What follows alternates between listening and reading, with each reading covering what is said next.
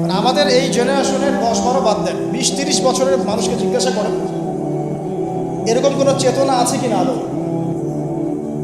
আল্লাহর হুকুমের সামনে মাথা নত করার। আল্লাহ পাক হুকুম করেছেন, মাথা নত। জীবন দেওয়া তো অনেক বড় বিষয়, আল্লাহর জন্য জীবন উৎসর্গ করা তো বিশাল ব্যাপার, সবচেয়ে চূড়ান্ত লেভেল। নামাজ পড়ে কিনা জিজ্ঞাসা, হারাম অ্যাফেয়ার ছাড়তে পারছি কিনা জিজ্ঞাসা, মিউজিক ছাড়তে পারছি কিনা জিজ্ঞাসা, বাদ্যযন্ত্র ছাড়তে পারছি কিনা জিজ্ঞাসা, আল্লাহর জন্য আল্লাহর জন্য আল্লাহর জন্য সুদ ছাড়তে পারে কিনা জিজ্ঞাসা, আল্লাহর জন্য যার যার সম্পত্তি ওকে দিয়ে দিতে পারে কিনা জিজ্ঞাসা, সদকা করার মানসিকতা, আল্লাহর জন্য একটা মসজিদ করতে পারে কিনা, একটা মাদ্রাসা করতে পারে কিনা। জীবন দেওয়া অনেক বড় বিষয়। যারা ছোট ছোট কুরবানি করতে পারে না, এরা বড় কুরবানি করতে পারবে না ভাবা যায় না, এত সহজ না। যারা ছোট ছোট কুরবানি করতে পারে না, যে 5 টাকা দান করার মানসিকতা রাখে না, তার কাছে আপনি 5 লাখ টাকা চাচ্ছেন, সম্ভব? ইল্লা মাশা। তো এই বাচ্চার বয়স 12 বছর, বলছেন ইয়া আবাতি, হে আমার বাবা, ইফআল মা তুমা, আল্লাহ পাক যা আদেশ করেছেন করেন, আমাকে ধৈর্যশীল পাবেন। এরপরে ফালাম্মা আসলামা ওয়া তাল্লাহু লিল জাবিন, যখন তার উভয় আত্মসমর্পণ করলেন এবং বাবা ছেলেকে পাশ করে শুইয়ে দিলেন জবাই করার মতো করে। ইব্রাহিম, আল্লাহ বলছেন আমি ইব্রাহিমকে ডাকলাম, হে ইব্রাহিম, কদ সাদ্দাকতা রুইয়া, তুমি তোমার স্বপ্নকে সত্যি করেছো। কদ সাদ্দাকতা রুইয়া ইন্না হাযা লাহুয়াল বালাউল মুবিন, এটা ছিল একটা স্পষ্ট পরীক্ষা। ওয়া ফাদাইনাহু বিযিবহিন আযীম, এই জায়গায় আমি একটা মহান কুরবানি উৎসর্গ করলাম, সন্তান কুরবানি দেওয়া লাগবে। ওয়া সালামুন আলা ইব্রাহিম, ইব্রাহিমের উপরে শান্তি বর্ষিত। এই হলো আপনার ঈদুল আজহা। কয়জন মানুষ কুরবানি করার সময় এই চেতনা লালন করেছে যে আমি ইব্রাহিম, আমি যাকে কুরবানি করছি আমার সবচেয়ে প্রিয় বস্তু ইসমাইল, এবং যদি জীবনে কখনো আমার সুযোগ আসে আমিও আমার জান, আমার মান, আমার সম্পদ আল্লাহর রাহে কুরবানি করবো ইনশাআল্লাহ। কয়জন এই রাহে কুরবানি করেছে? স্রেফ গোশত খাওয়ার উৎসব বানিয়ে নিয়েছে আমরা এটাকে, স্রেফ গোশত খাওয়া। আর গোশতের ভাগাভাগি কারাকারি নিয়ে যে মানে কি যে একটা অবস্থা, এটা আমার চেয়ে আপনারা ভালো জানেন। যাই হোক, এরপরে বাবা ছেলে মিলে নির্মাণ করলেন কাবা। আল্লাহ পাক তাদের সম্পর্কে বলছেন যে ইয ক্বালা লাহু রাব্বুহু আসলিম ক্বালা আসলামতু লিরাব্বিল আলামিন, যখনই আল্লাহ পাক ইব্রাহিম আলাইহিস সালামকে কোনো আদেশ করেছেন তিনি সাথে সাথে সেটা মাথা পেতে নিয়েছেন। এর নাম হচ্ছে মুসলিম, এবং তিনি মুসলিম জাতির পিতা। আমরা কথা বলছি কাকে নিয়ে? মুসলিম উম্মার জাতির পিতা, father of real father of the nation, Ibrahim আলাইহিস সালাম, তাই নাকি? তার ব্যাপারে আল্লাহ পাক বলছেন যখনই আমি তাকে বলেছি আত্মসমর্পণ করো, সাথে সাথে সে আত্মসমর্পণ করেছে। এবং যত পরীক্ষা আমি তাকে নিয়েছি প্রত্যেকটা পরীক্ষায় সে উত্তীর্ণ হয়েছে। এরপরে কাবা ঘর নির্মাণ করেছে, নির্মাণ করার পরে দোয়া করেছে এই যে রব্বানা তাকাব্বাল মিন্না ইন্নাকা আনতাস সামিউল আলিম ওয়া তুব আলাইনা ইন্নাকা আনতাত তাওয়াবুর রহিম, দোয়া করেছে। এর আগে যে জমজম কূপের ঘটনাও আছে। হাজরা আলাইহিস সালাম ছুটছেন, খাবার পানি কিছু নাই, অলৌকিকভাবে আল্লাহ রাব্বুল আলামিন এই জমজম কূপ তৈরি করলেন। প্রতিটা ঘটনা কার সাথে সম্পৃক্ত? ইব্রাহিমের পরিবারের সাথে সম্পৃক্ত আলাইহিস সালাম। এই দোয়া করার পর তিনি আরও একটা দোয়া করেছেন। সেই দোয়াটা কি জানেন? রব্বানা ওয়াবআস ফীহিম রাসূলান মিনহুম ইয়াতলু আলাইহিম আয়াতিক ওয়া ইউআল্লিমুহুমুল কিতাবা ওয়াল হিকমা ওয়া ইউযাক্কিহিম ইন্নাকা আনতাল আজিজুল হাকীম।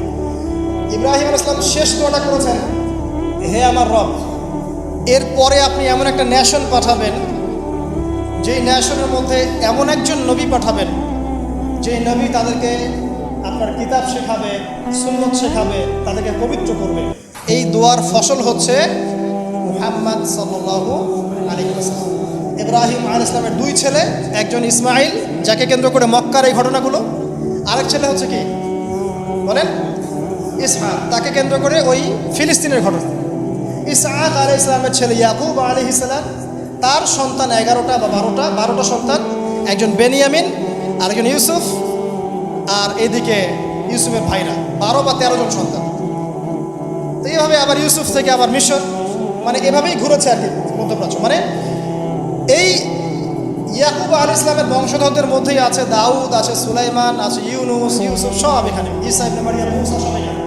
এটাকে বলা হয় বানু ইসরাঈল। বানু ইসরাঈল, এই কারণে ইহুদিরা জেলাস যে আমাদের এখানে শেষ নবী কেন আসলো না, ওইদিকে কেন আসলো। আর এইদিকে মক্কা থেকে ইসমাইল আলাইহিস সালাম, এদিকে একজন নবী। ইসমাইল আলাইহিস সালামের পরে এই একজন নবী, শেষ নবী মুহাম্মদ সাল্লাল্লাহু আলাইহি ওয়াসাল্লাম। আমরা হচ্ছে বনু ইসমাইল, বুঝতে পারছেন কথাটা? তো ওই যে দোয়া, তার ফসল মুহাম্মদ সাল্লাল্লাহু আলাইহি ওয়াসাল্লাম। এবার তিনি যখন দাওয়াতের কাজ শুরু করলেন, সেম পরিবার থেকে বাধা, সমাজ থেকে বাধা, হিজরত, রক্তক্ষরণ, আপনার গাছের ছাল পাতাকে থাকতে হয়েছে, তায়েফে মার খেতে হয়েছে, মদিনায় গিয়ে ইসলামিক স্টেট কায়েম করেছেন, বদরের যুদ্ধ করতে হয়েছে, উহুদ, তারপর খন্দক, তারপর হুদায়বিয়ার সন্ধি, তারপর খায়বার আক্রমণ, তারপরে মক্কা বিজয়। ইব্রাহিম আলাইহিস সালামকে আল্লাহ পাক রাষ্ট্রীয় ক্ষমতা দেননি শুধু, কিন্তু মুহাম্মদ সাল্লাল্লাহু আলাইহি ওয়াসাল্লামকে রাষ্ট্রীয় ক্ষমতাও দিয়েছে। উভয়ের জীবনে এত মিল বলেই হয়তো নবীজি বলেছেন যে আমার চেহারা তার চেহারার মতো। এবং আমরাও দরুদের মধ্যে পড়ি কি, আল্লাহুম্মা সাল্লি আলা মুহাম্মাদ ওয়া আলা আলি মুহাম্মাদ কামা সাল্লাইতা আলা ইব্রাহিম ওয়া আলা আলি ইব্রাহিম ইন্নাকা হামিদুম মাজিদ। আল্লাহুম্মা বারিক আলা মুহাম্মাদ ওয়া আলা আলি মুহাম্মাদ কামা বারাকতা আলা ইব্রাহিম ওয়া আলা আলি ইব্রাহিম ইন্নাকা হামিদুম মাজিদ।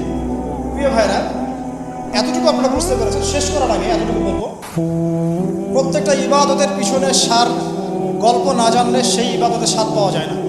আমাদের ঈদুল আজহার মূল চেতনা কি ছিল? ত্যাগের চেতনা। আল্লাহর জন্য নিজের সবচেয়ে প্রিয় বস্তু কুরবানি করার মানসিকতা থাকতে হবে। আর আপনি নিজেকে প্রশ্ন করেন, আয়নার সামনে দাঁড়ান, আয়নার সামনে দাঁড়িয়ে প্রশ্ন করেন, আমার সবচেয়ে প্রিয় বস্তু কি? আমার সম্পদ, আমার বাড়ি গাড়ি, আমার চাকরি, আমার স্ত্রী সন্তান, আমার জমি জমা, বা আমার নিজের জীবন? এই তো। আমি বলছি না আপনি আপনার জীবন আল্লাহর পথে এখনই কুরবান করে দেন। আমি বলছি আপনি আগে শুরু থেকে শুরু করেন। অ্যাটলিস্ট আল্লাহর জন্য নামাজ পড়া শুরু করেন, অ্যাটলিস্ট আল্লাহর জন্য নামাজটা পড়া শুরু করেন, আল্লাহর জন্য রোজা রাখেন, আল্লাহর জন্য যাকাত দেন, আল্লাহর জন্য একটু সদকা করেন, আল্লাহর জন্য একটা মাদ্রাসা করেন, একটা মসজিদ করেন, দিনের কোনো প্রজেক্ট করেন, দিনের কোনো খেদমত করেন। এরপরে আপনি আপনার পরিবারটাকে আদর্শ পরিবার বানান, আপনার পরিবারটাকেও আল্লাহর পথে নিয়ে চলেন।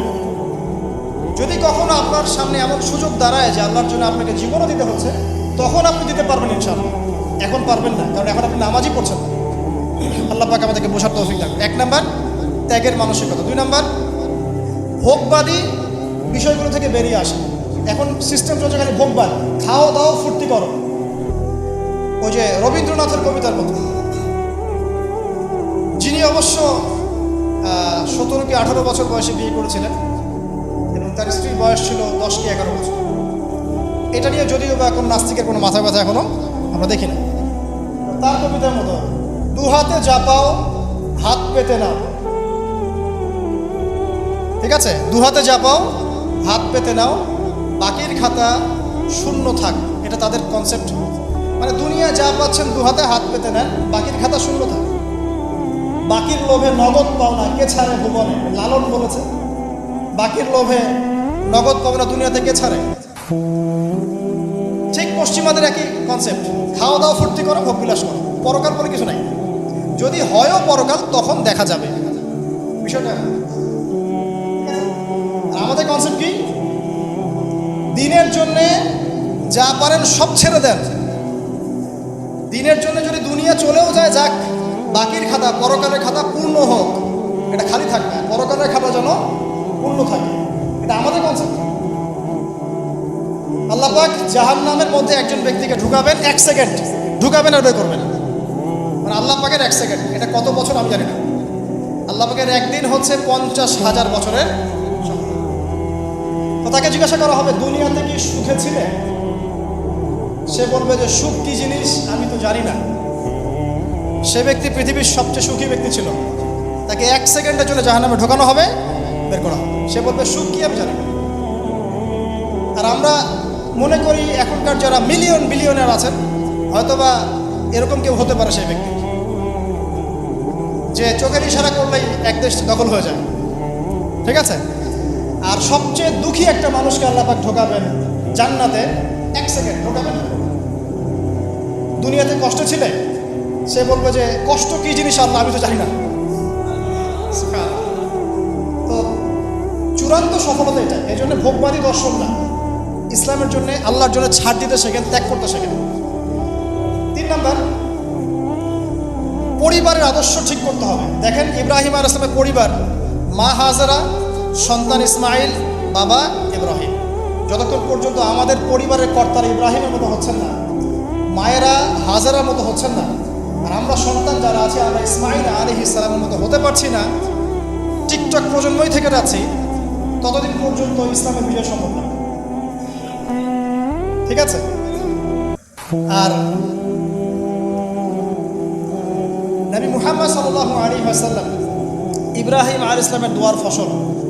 আমাদের সামনে দায়িত্ব হচ্ছে তার রেখে যাওয়া এই দিনটাকে বাঁচানো, এই দিনটার প্রচার করা, এই দিনটার প্রসার করা, নিজের জানমাল অর্থ সম্পদ যা আছে এগুলো দিয়ে দিনের কোনো খেদমত বা কল্যাণ আঞ্জাম দেওয়ার চেষ্টা করা।